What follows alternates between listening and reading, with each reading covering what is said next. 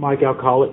Mike. You know, when she said the word "if," it made me think of a couple of things. One of the things that I've heard since I got here was God's gonna do for me what I can't do for myself.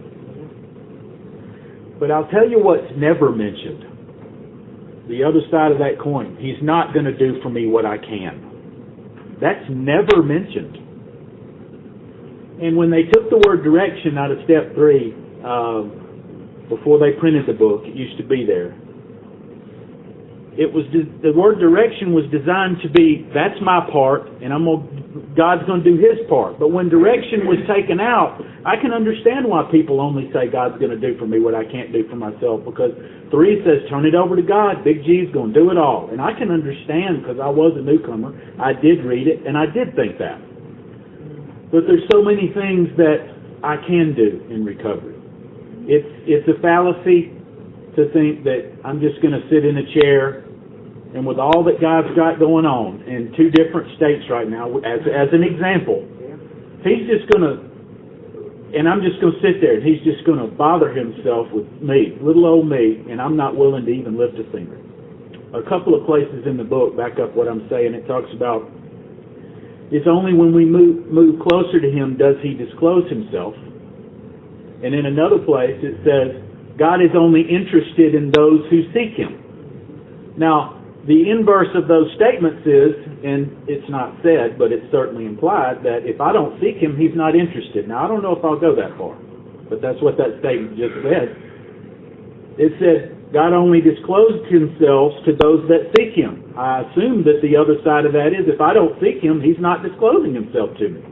So there again, both of those statements say unequivocally, I play a part in this, whether it's seeking Him, whether it's moving toward Him, whether it's doing these steps which get me out of the way so I can converse with Him. You know, like in the book on 24, it talks about my choice was obscured by pomp, by worship of other things.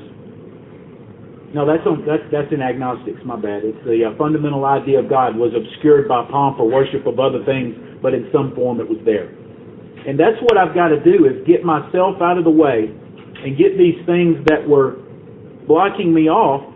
And I'm not claiming to be the most spiritual, and if you've been in meetings with me, you know I don't talk about God every other breath. I say watch out for folks that do that. But the kind of spirituality I have is real simple. I say, God, help keep me sober. And at night I say, God, thanks for keeping me sober.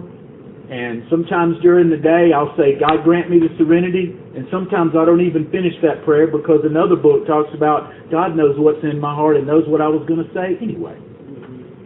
So a contact with God is more, like it says in the 12 and 12 on 32, it says the answer to the riddle has to do with the quality of one's faith rather than its quantity.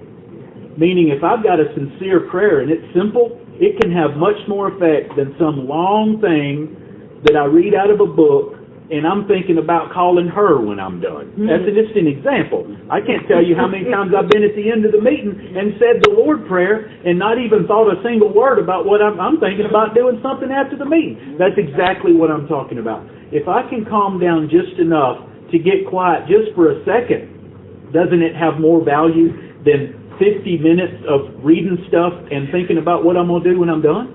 That's my point. That's why I'm talking to the newcomer, in that the distance that we ask, if you want to stay here, for you to go is not that far, but it is about sincerity. And, you know, like I said, I'm not claiming to be the most spiritual person, but when I got here, I had some voices in my head that came from my childhood, and the God of my childhood is still circling the First Baptist Church, striking down sinners. But what they told me when I got here was that I could have a new conception. And when Ebby came to see Bill, he said something, you can go read AA Comes of Age. He told Bill, I've got religion. And Bill says, what brand of religion is it? And Ebby said, it's the religion of common sense. And you know what? There's nothing more common sense than exactly what we're talking about. I got a God that's going to forgive me for what I've done. But what about my part? Expects me to live differently. So I can move toward Him. So I can get rid of the stuff that blocks me from Him. So I do play a part. And on a daily basis, and we can get into the argument about whether you get your choice back, look, I choose to do the steps. I choose to come to meetings. I choose to stay in recovery. When I got here, I had 0 choices. I found out how many choices I actually have. And I have plenty. And as long as I take those choices, I don't end up in the place to where I drink again without a choice. So these choices are much easier. They're much simpler. And I don't know about you, these choices take much less effort than that other stuff I was doing. And I just want to stay in God's good graces today, because I think God was about tired of me doing foxhole prayers, going to Him only in the bad times, saying, God, I'll be a good boy if you get me out of this one. And every time He would get me out, I'd say, ooh, give Him the finger. I got this, God. If somebody treated me like that, I wouldn't disclose myself to them either. But the good news to a newcomer is this program trains me a new way to disclose myself. Move toward a new way to worship, if you will. The simplicity, the common sense that Epi was talking about. This is a good topic, although I couldn't hear a single word because of that air conditioner. That's why I had to move down there. I couldn't hear a single word. I wanted to hear what was going on.